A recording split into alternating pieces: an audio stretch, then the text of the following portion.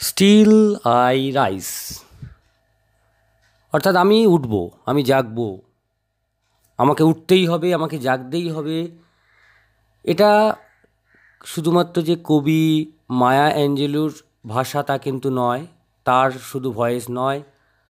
এই কবিতাটা আমাদের সমাজের সমস্ত নিপীড়িত, লাঞ্ছিত, জর্জরিত মানুষের একমাত্র ভাষা, একমাত্র আওয়াজ।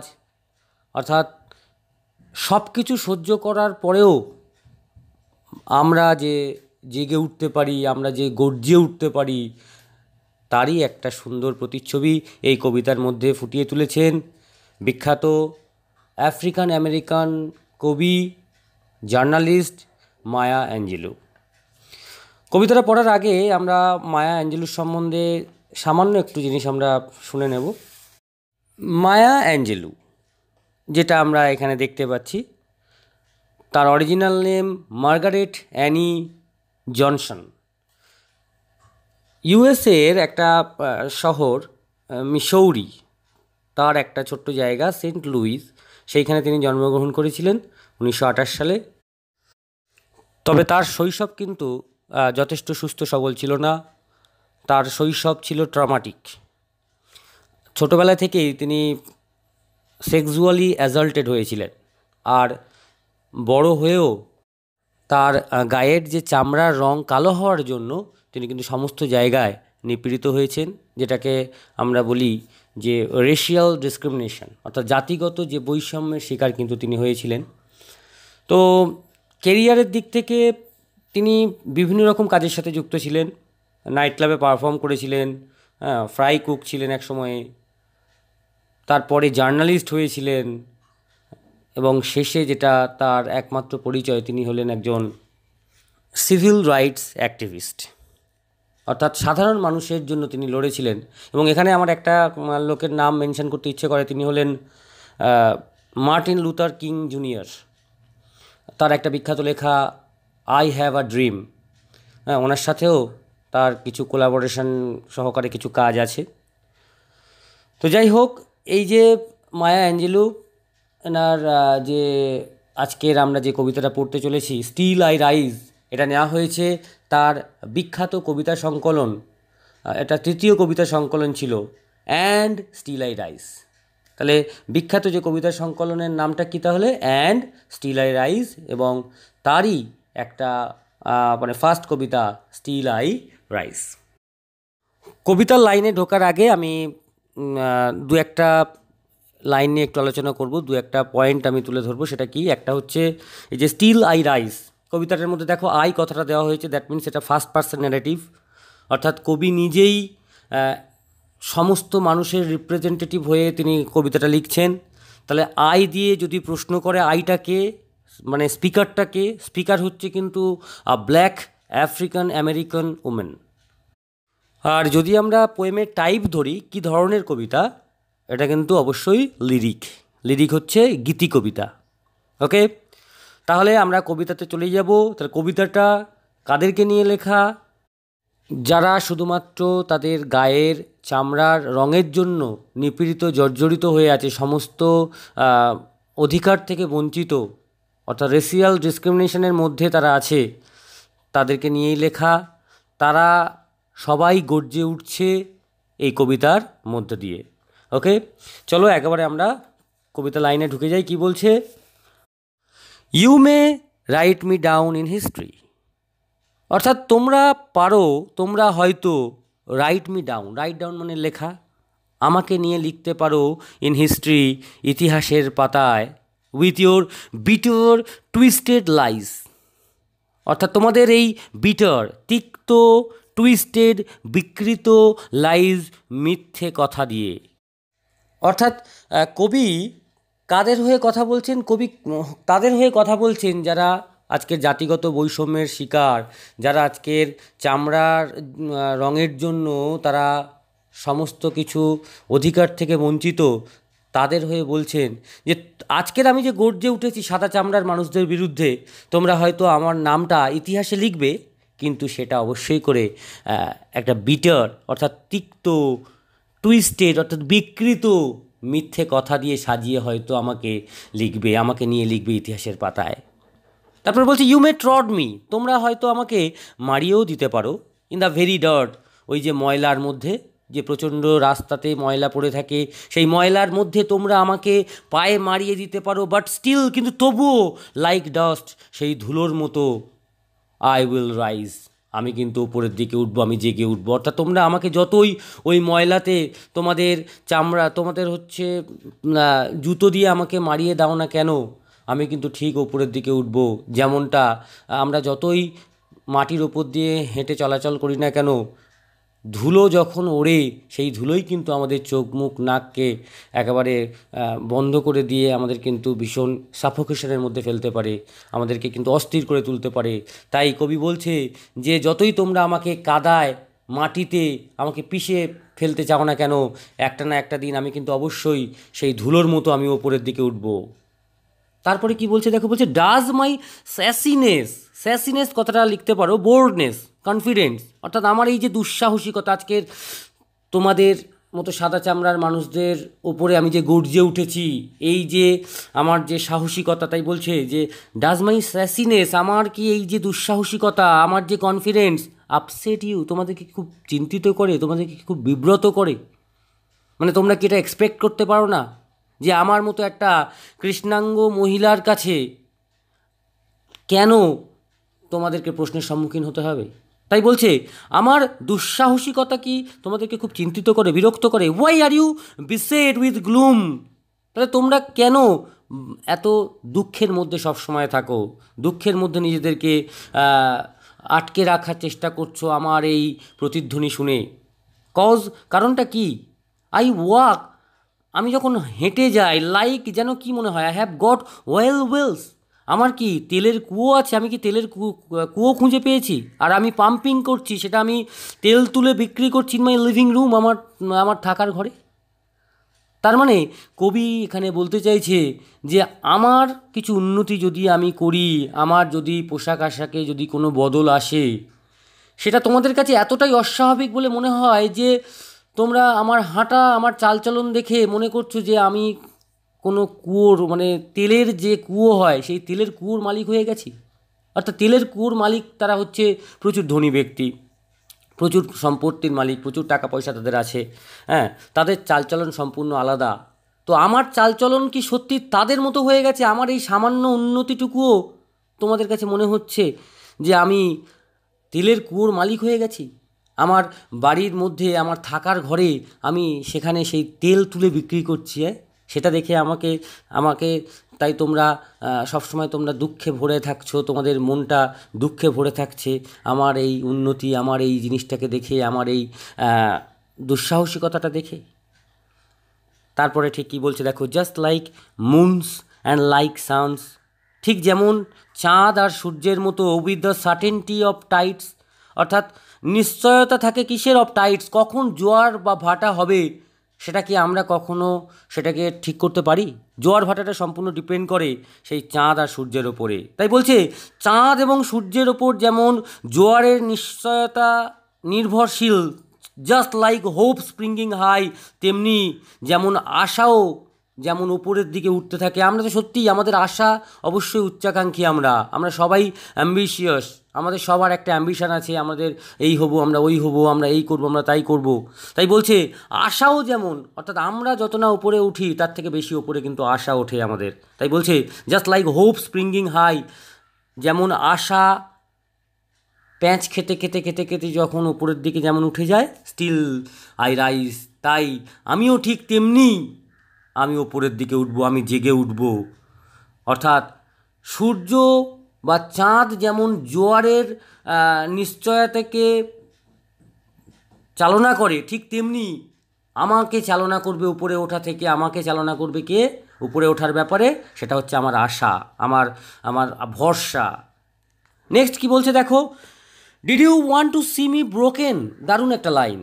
বলছে তোমরা কি চাও, তোমরা চেয়েছিলে তাই না যে আমাকে ভাঙা অবস্থায় দেখতে, অর্থাৎ আমি ভেঙে পড়া অবস্থায়, আমাকে আপসেট অবস্থায় দেখতে, সবসময় বোর্ড হেড, আমি সবসময় মাথা নত করে থাকবো, অ্যান্ড লোয়ার্ড আইজ, আমি সবসময় চোখ নামিয়ে কথা বলবো, এটাই তোমরা আমাকে দেখতে চেয়েছিলে তাই তো? আমার শোল্ডার্স, আমার কাঁধগুলো ফলিং ডাউন লাইক টিয়ার ড্রপস, সবসময় ঝুঁকে থাকবে, যেমন আমাদের চোখের যে জলের ফোঁটা সবসময় নিচের দিকে যেমন পড়তে থাকে, তেমনি আমাদের কাঁধগুলো, মানে আমার কাঁধগুলো সবসময় ঝুঁকে থাকবে। এটাই তোমরা চেয়েছিলে, তাই না? যে weakened by my soulful cries, অর্থাৎ আমি এতটাই দুর্বল হয়ে পড়ব যে আমার গভীর কান্নার যে ফোঁটাগুলো, সেগুলো কি হবে, সেগুলো নিচের দিকে পড়তে থাকবে, যেমন পড়তে থাকে সেরকম আমি সবসময় ঝুঁকে মাথা নত করে চোখ নামিয়ে তোমাদের সাথে কথা বলবো। এটাই তোমরা আশা করো। ভীষণ সুন্দর একটা প্যারা। অর্থাৎ যারা সমাজের উচ্চ শ্রেণীর মানুষ, তারা কিন্তু কখনোই তাদের নিম্ন শ্রেণীর মানুষদের ভালোটা তারা দেখতে চায় না, দেখতে পারে না, এবং দেখলে তারা কটাক্ষ দৃষ্টিতে তারা দেখে। তারা মনে করে যে এর দ্বারা কখনো এটা সম্ভব নয়। যে জুতো সেলাই করছে তার ছেলেকে তারা জুতো সেলাইকারী হিসেবেই তাকে দেখতে চায়।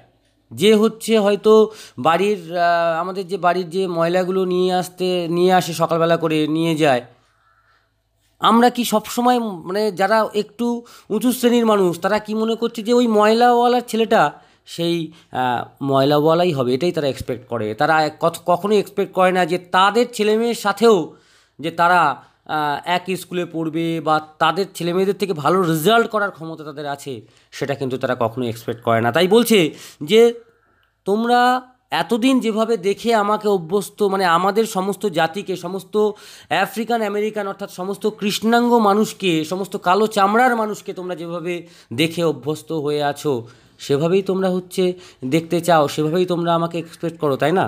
তাই হচ্ছে আজকের তোমাদের এই যে সবসময় দুঃখের মধ্যে তোমরা থাকো। নেক্সট কি বলছে দেখো, যে does my haughtiness that means arrogance, pride, অর্থাৎ আমার এই যে অ্যারোগ্যান্স, আমার ঔদ্ধত্য, আমার প্রাইড, আমার যে অহংকার, সেটা কি তোমাদেরকে খুব অফেন্ড ইউ, তোমাদের কি খুব খারাপ লাগায়? অফেন্ড মানে খারাপ লাগানো। তোমাদের কি খুব কষ্ট দেয়? Don't you take it awful hard, তোমরা কি এটা খুব ভালোভাবে কখনোই নিতে পারো না, তাই না? যে কারণ I love like I have got gold minds, মানে আমি যখন হাসি, আমার হাসিটাকে দেখে কি মনে হয় যে I have got gold minds, আমি কি সোনার খনি খুঁজে পেয়েছি? Digging in my own backyard, যেটা আমি খুঁড়ি আমার নিজের উঠোনে, একটা আমি সোনার খনি খুঁজে পেয়েছি, সেখান থেকে আমি টুকটুক করে প্রতিদিন একটু করে সোনা আমি তুলে নিয়ে বাজারে বিক্রি করে আমি বড়লোক হচ্ছি। আমার হাসিতে কি সেরকম মনে হচ্ছে? মানে আমার হাসিটা কি একটা নর্মাল মানুষের হাসি হতে পারে না? আমি আজকের যে হাসিটা দিচ্ছি, আমি একটা কৃষ্ণাঙ্গ মানুষ হিসেবে আমার হাসির মধ্যে কোনো স্বাচ্ছন্দ্য থাকতে পারে না? আমি কি একটু মন খুলে হাসতেও পারি না? যে আমার সেই মন খোলা হাসি দেখেই তোমাদের মনে হয় যে আমি সোনার খনি খুঁজে পেয়েছি এবং সেটা আমার উঠোনেই, আর আমি সেটাকেই প্রতিদিন খুঁড়ি। মানে কত সুন্দরভাবে সাজিয়ে গুছিয়ে মায়া অ্যাঞ্জেলো এটাই বোঝানোর চেষ্টা করছে যে কৃষ্ণাঙ্গ মানুষের যদি অধিকারটা তারা নিজেরা সেটাকে ফলাতে যায়, তাতেই শ্বেতাঙ্গ মানুষদের খুব রাগ হয়, তারা দুঃখে থাকছে। মানে নিচু শ্রেণীর মানুষদের উন্নতি উঁচু শ্রেণীর মানুষরা তারা ঠিকভাবে সেটাকে নিতে চায় না, সেটাই কিন্তু মায়া অ্যাঞ্জেলো এখানে সুন্দরভাবে তুলে ধরেছেন। তারপরে কি প্যারা আছে দেখো, বলছে you may shoot me with your words, অর্থাৎ তোমরা তোমাদের বাক্য, মানে তোমাদের কথাতে আমাকে, কথার জালে আমাকে জর্জরিত করতে পারো, কথার গুলিতে তোমরা আমাকে বিদ্ধ করতে পারো, ভাষার গুলিতে তোমরা আমাকে বিদ্ধ করতে পারো। অর্থাৎ হয়তো তোমাদের যে একদম যে সমস্ত লাঞ্ছনা গঞ্জনার যে কথা, সেই কথাতে তোমরা হয়তো আমাকে বিদ্ধ করতে পারো। You may cut me with your eyes, মানে তোমাদের চোখ দিয়ে আমাকে, দেখো না এমন এমন কিছু লোকজন আছে মাঝে মাঝে আমাদেরকে দেখে যেন মনে হয় এক্ষুনি গিলে খেয়ে ফেলবে, হ্যাঁ, যেন একেবারে আমরা আলু সিদ্ধ খোসাটা ছাড়িয়েই এক্ষুনি যেন খেয়ে নেবে, এরকমভাবেও মানুষ কিছু দেখে। তাই বলছে যে you may cut me with your eyes, যেন তোমরা তোমাদের চোখ দিয়ে আমাকে কেটে একেবারে খান খান করে দিতে পারো। You may kill me with your hatefulness, তোমাদের ঘৃণা দিয়ে আমাকে হত্যাও পর্যন্ত করতে পারো। ঘৃণার মতো কিন্তু বড় আর জিনিস একটাও কিছু হয় না।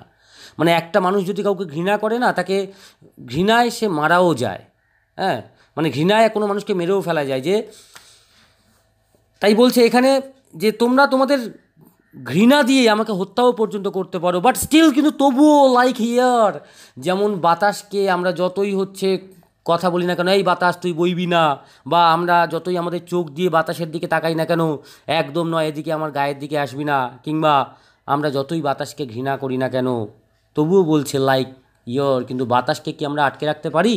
তাই মায়া অ্যাঞ্জেলু সমস্ত নিপীড়িত জর্জরিত মানুষের পক্ষ হয়ে বলছেন যে বাট স্টিল লাইক ইয়র, তবুও সেই বাতাসের মতো আই উইল রাইজ, আমি কিন্তু ওপরের দিকে উঠব। নেক্সট বলছে একটা যে does my sexiness upset you, আমার যৌনতাও কি তোমাদেরকে খুব বিচলিত করে? Does it come as a surprise, তোমাদের কাছে কি আমার যৌনতাও একটা অবাক ব্যাপার হয়ে দাঁড়িয়েছে? মানে আমি কৃষ্ণাঙ্গ বলে কি আমার কোনো যৌন জীবন, মানে এখানে কবিতার নিজের পার্সোনাল লাইফের কথা এখানে তুলে ধরছে, যে আমরা একটা কৃষ্ণাঙ্গ সমাজের প্রতিনিধি বলে, আমরা কালো চামড়ার মানুষ বলে কি আমাদের কোনো যৌনতা থাকতে পারে না? যৌন জীবন হচ্ছে সমস্ত সাধারণ মানুষদের একটা প্রাইমারি একটা নিডস, এটা আমরা সবাই জানি। তো সেখানে মায়া অ্যাঞ্জেলু জিজ্ঞেস করছে শ্বেতাঙ্গদের কাছে যে আমার শুধু গায়ের চামড়ার রঙটা কালো বলে, আমরা কৃষ্ণাঙ্গ সমাজ বলে আমাদের কি কোনো যৌন জীবন থাকতে পারে না? তারপরে কি বলছে দেখো, that I dance like I have got diamonds, মানে আমি আমার নাচ দেখে তোমাদের এরকম কি মনে হয় যে I have got diamonds at the meeting of my thighs, যে আমি হিরে খুঁজে পেয়েছি আমার দুই উরু যুগলের মাঝখানে?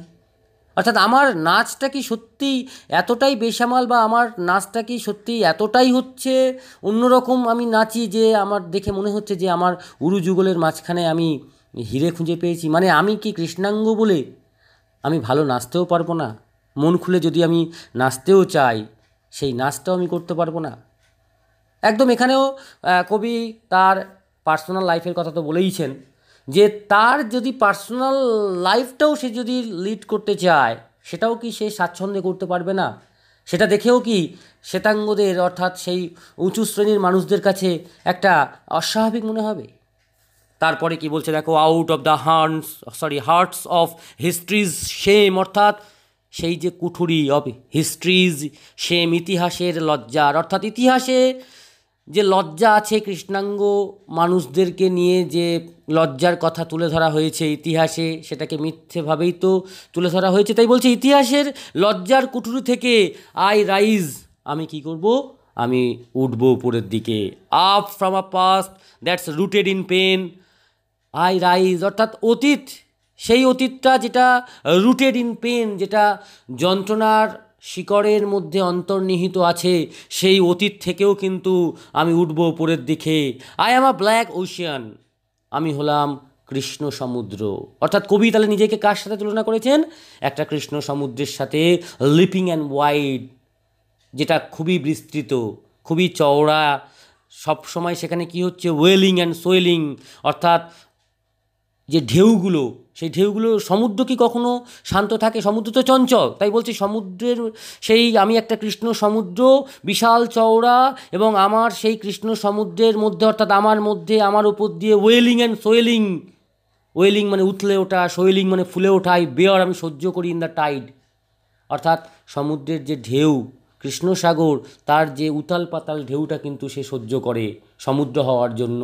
তাই কবি বলছে আমিও সেই কৃষ্ণসাগর, আমিও সেই সমাজের প্রতিনিধি, আমিও সমস্ত কিছুকে সহ্য করেও আমি কিন্তু ওপরের দিকে উঠব। আমি সব কিছুকে সহ্য করার ক্ষমতা আমার মধ্যে আছে, এবং এটাই কিন্তু আমাদের প্রত্যেকের মূল মন্ত্র হওয়া উচিত, যে as a man we can bear and we should bear anything everything, অর্থাৎ আমাদের যে কোনো কিছু, আমাদের সব কিছুকে সহ্য করার ক্ষমতা কিন্তু আমাদেরকে থাকতে হবে, আমাদের থাকা উচিত, যেমনটা মায়া অ্যাঞ্জেলুর আছে।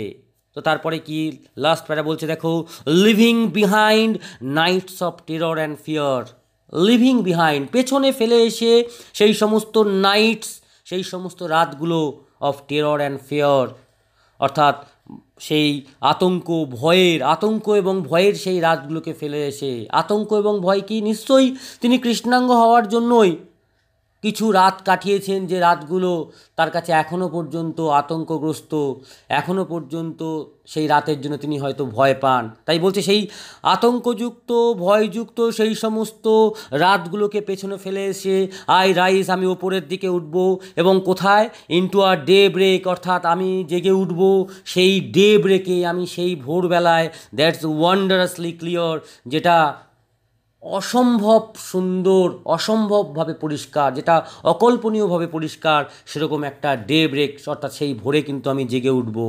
অর্থাৎ এটা আমরাও সবাই অন্তত জানি, এটুকুটা আমাদের যথেষ্ট বয়স হয়েছে এটুকুটা বোঝার মতো, যে আমরা যাদের রাত, হয়তো আমরা রাতটাকে আমাদের ভালো বলে মনে হয় না, দিনের আলোর জন্য আমরা অপেক্ষা করি, তাই আমাদের কঠিন যে রাত্রির যে সময়টুকুটাকে আমাকে কাটাতে হয়, আমাদেরকে সবাইকে সেটাই করতে হয়, যাতে দিনের সেই স্পষ্ট আলোটুকুটাকে দেখার জন্য। তাই প্রত্যেকটা মানুষের জীবনেই ওঠা পড়া থাকবেই। আজকের আমাদের জীবনে যাদের দুঃখ কষ্টে আমরা নিজেদেরকে সবসময় মনে করি যে প্রচণ্ড দুঃখ কষ্টের মধ্যে আছি, চিন্তা করার কোনো দরকার নেই, একদিন না একদিন তাদের কাছেও সেই সুন্দর একটা সকাল, সুখের সকাল আসতে চলেছে, যেদিন তাদের সব কিছুই ঠিকঠাক হবে।